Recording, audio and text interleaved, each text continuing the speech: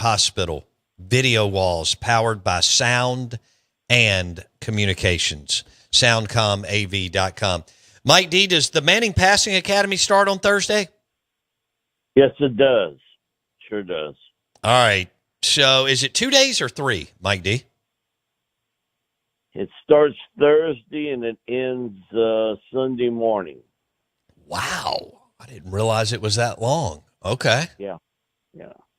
All right. What is the most competitive part of the deal? What is it at night at some point? What's the most competitive piece of the puzzle through the 3 days? Most likely the air it out competition that they have on Friday. We do a 4-hour remote from there as it leads up to air it out, where they, compete in these little competitions about, how to hit moving targets and that sort of thing. So yeah, it's that becomes competitive, but it's competitive throughout the entire camp. I mean, that's the one thing that with this camp, it's not a recruiting camp, but it is a very competitive camp amongst the teenagers that are there. And then it becomes a competitive camp with the 40-something counselors, college quarterbacks that are there that sort of compete against one another too. So, yeah, that's a kind of game within inside the game there. So y'all are there for 4 hours from the Manning Passing Academy on Friday. Yeah, from 4 p.m. to 8 p.m. So we catch the end of one practice and then the start of the 6 to 8 one. And then after the 8 o'clock practice is the air it out competition amongst the college quarterbacks. How far is it from where you live, Mike D? I would say maybe 15 minutes. Wow. Okay. Do you expect Ed Ogeron to show up, or does he show up to those type camps? He has not shown up to the camps. Ed would be much more involved with the lineman camp than say this, but this is mostly for the quarterbacks, running backs, wide receivers, tight ends, and we've had a number of them throughout the year show up to the camp. Cooper Kupp was with the Rams, now with Seattle. He showed up here 3 straight years when he was in college.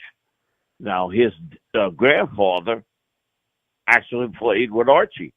Oh, wow. With the Saints.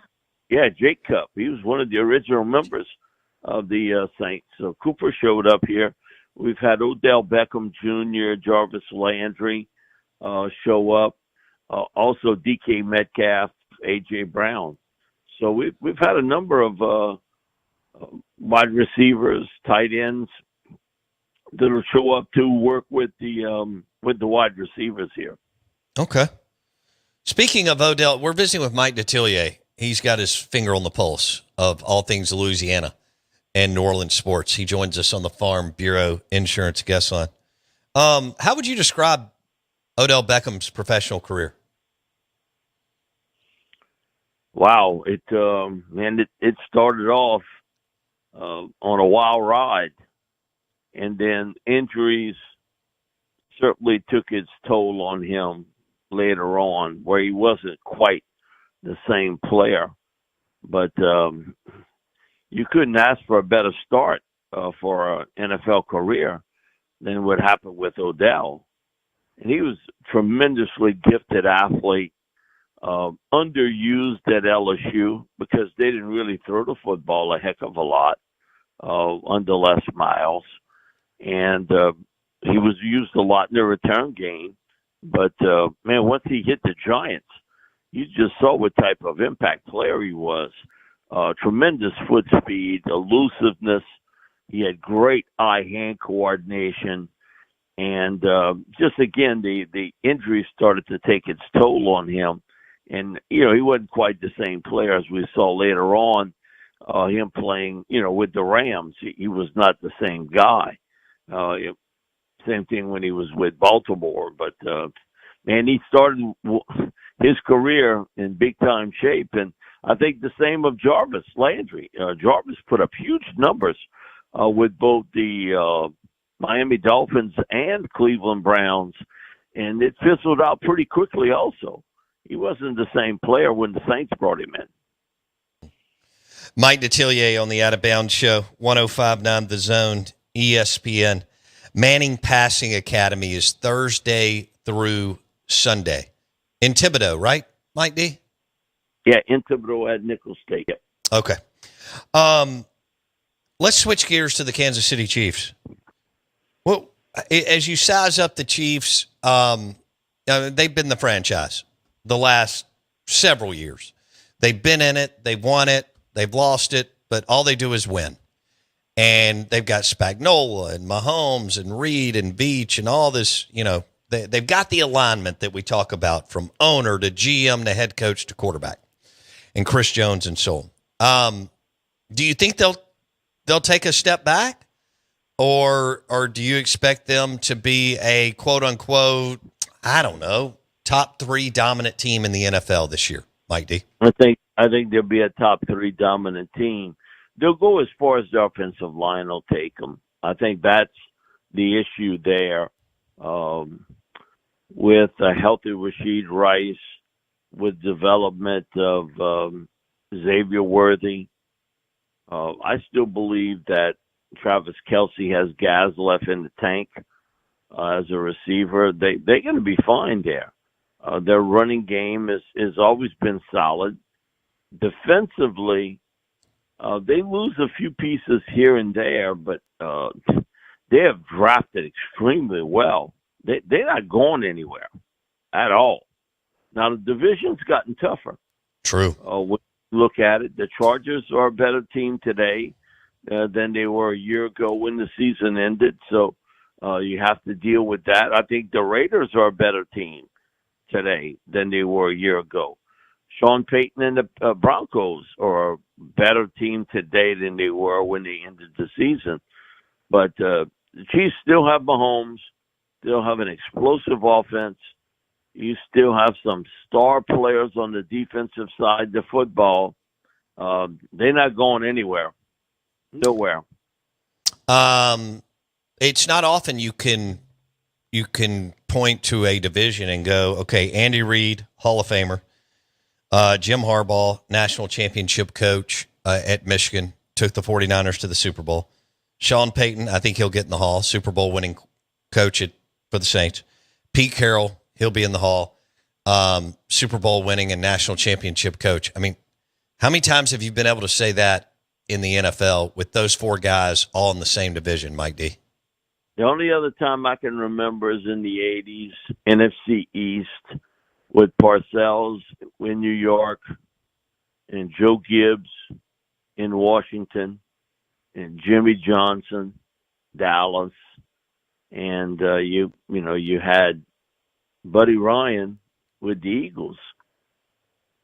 I mean, that was, man, you talk about that was a difficult division. That was one difficult division to get out of. So that's the one time I can recall to see that much talent from a coaching standpoint and how they built their teams that would be similar to what you see out in the AFC West. Wow. Andy Reid, Jim Harbaugh, Sean Payton, Pete Carroll, all in the same division. All have been to a Super Bowl. 3 of the 4 have won it, and Harbaugh won the title at Michigan, which was an incredible feat and accomplishment. Dang. Out of those 4 right now, out of those 4 teams, you would take the Chiefs roster overall over the other 3? Yes, I would. In a heartbeat, I would take it. They got more experience. They got more overall talent. They got Mahomes. The other 3 teams don't. So we had a talk with Ryan Nielsen. Ryan's now special defensive consultant with the Buffalo Bills. He's with the Saints for a long time as their defensive line coach. And he left New Orleans to go to Atlanta to be their coordinator. And last year he was in Jacksonville. And he's now with Buffalo. He's like, man, I told him, I said, Coach, you got a shot. He said, yeah. He said, I got the quarterback. He said, I got the quarterback. He said, we got some pieces on defense that are impressive, but we got the quarterback. And that really matters in the NFL. So you can see where having that guy, and he's one of the elite, is going to make a difference. I think it comes down again to Kansas City or Buffalo getting in. It's going to be one of those two teams. Mike Detillier on the Out of Bounds show and the Farm Bureau Insurance guest line. Would you still go with the Eagles as the number one roster in the NFC? And if so, who would have the second best roster in the NFC? Lions or someone else? Before a month ago, I would have said Lions.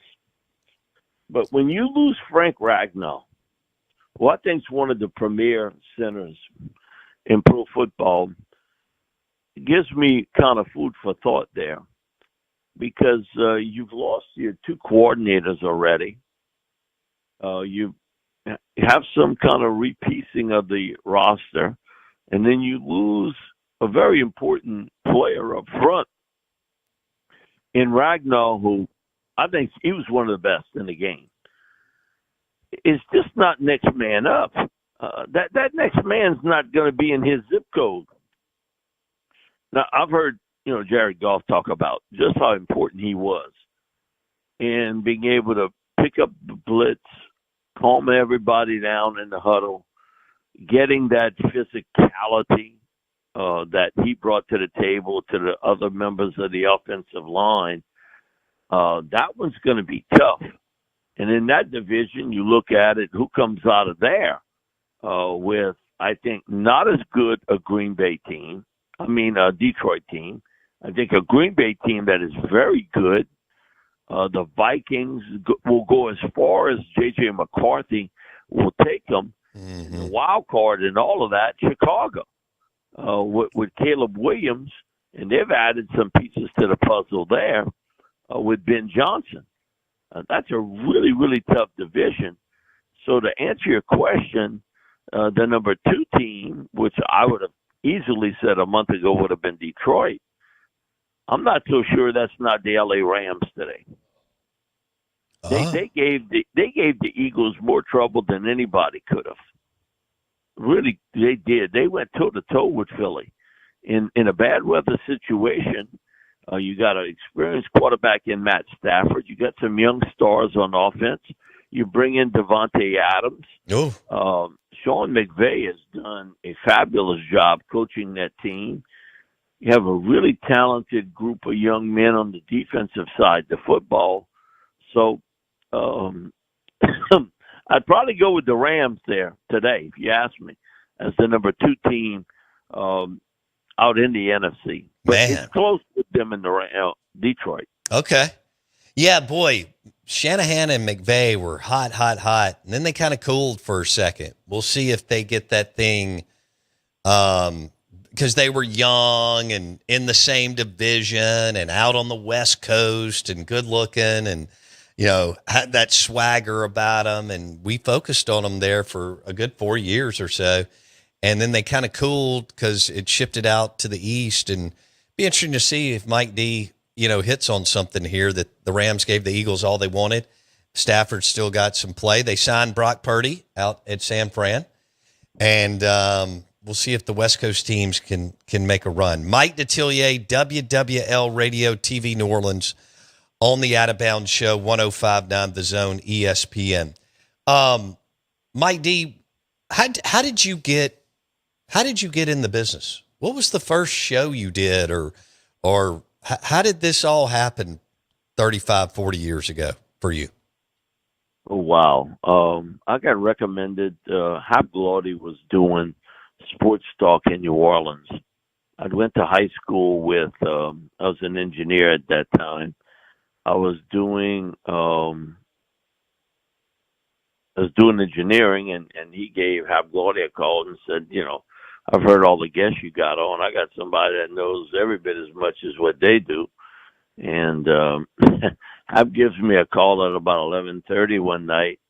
We start talking football, and he was like, "Kid, you're gonna come on the show tomorrow."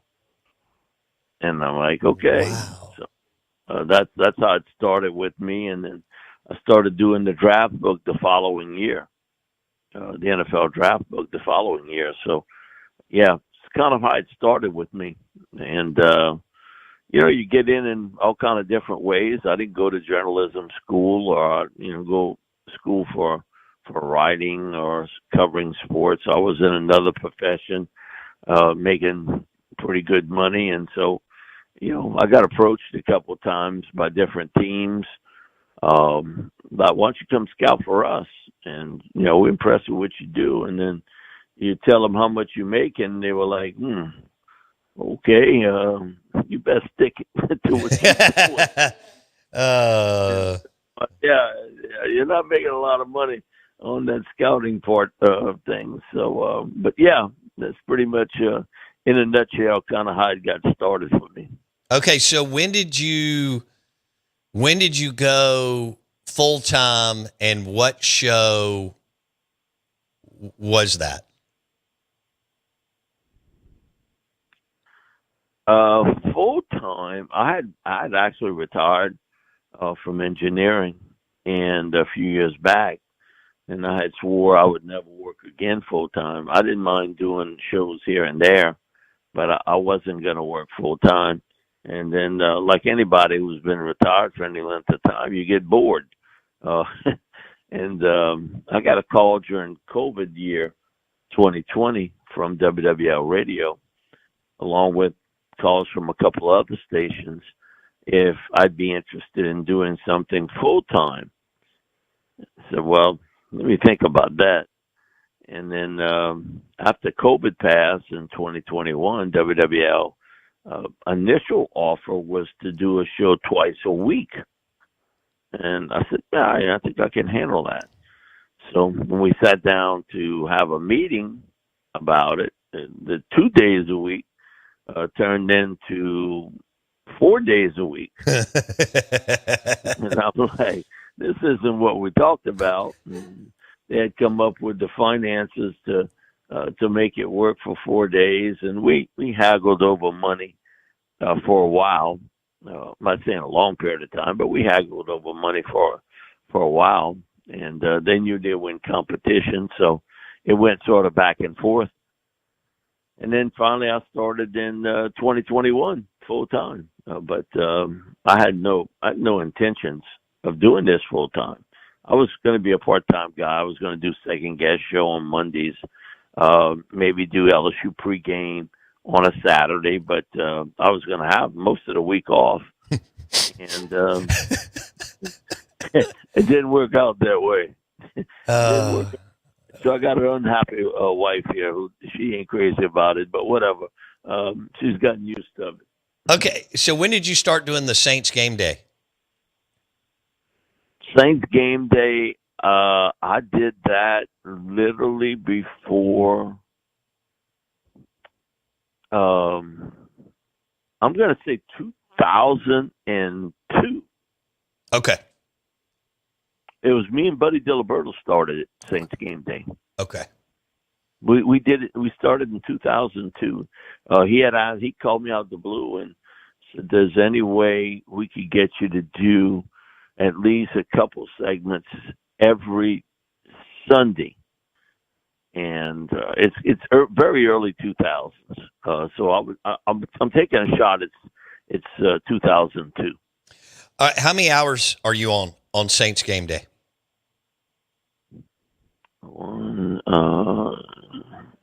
Hour and a half. Okay. Pre-game. Hour and a half pre-game. I'll let Abear take care of the post-game. He can handle that post-game fine. But I've done some post-game when we've had some shuffling of the lineup. But hour and a half on pre-game. Okay. Yeah, I've seen you out there doing pregame for the Saints, and so you've been doing that for quite a while. That's incredible. And Yeah. LSU pregame has been since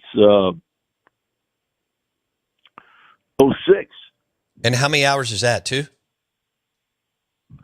3? It's 2 or 2.5. It depends on what time the game is. Okay. Dang. So back to back, LSU Tigers pregame, Saints pregame. Nice. That's a cool story. Mike Detillier. You jump from college football to the NFL very quickly. Yeah. With it, and I got neighbors of mine. That deal is they only got 2 seasons in the world. None of this spring, summer, winter, fall. It's LSU baseball, LSU football. That's all they want. That's all they want to talk about. Oh man.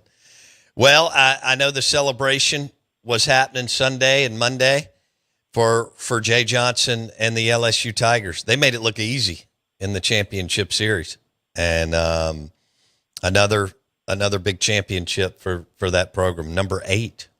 I think that's right. Yeah, number 8. We'll see if Jay Johnson's pretty young. He may give Burtman a run for his money for those 5 titles, Mike D. We'll see. Skip would like that. Skip never looks back. I mean, people realize Skip was, he was a pioneer in what he did in college baseball. Him and Ron Polk were the 2 guys. College baseball was looked at much differently when they, kind of hit the scene here. And then by the time they ended, everybody was becoming pretty competitive. Yeah. Now the SEC is more competitive, top to bottom, in baseball than it is in football. I know, it's incredible. It is deeper. Mike D, enjoy the Manning Passing Academy. We can't wait for the stories next week. Thank you, my friend. Thanks so much, Bo. Appreciate it. He's the best. Mike Detillier, WWL Radio TV New Orleans. What a story. Pre-game LSU football, pre-game Saints, and then afternoon drive, full-time. Mike Detillier on the Out of Bounds Show. Brought to you by the Shrimp Po' Boy and Oyster Po' Boy at Martin's in Livingston, where 22 and 463 meet.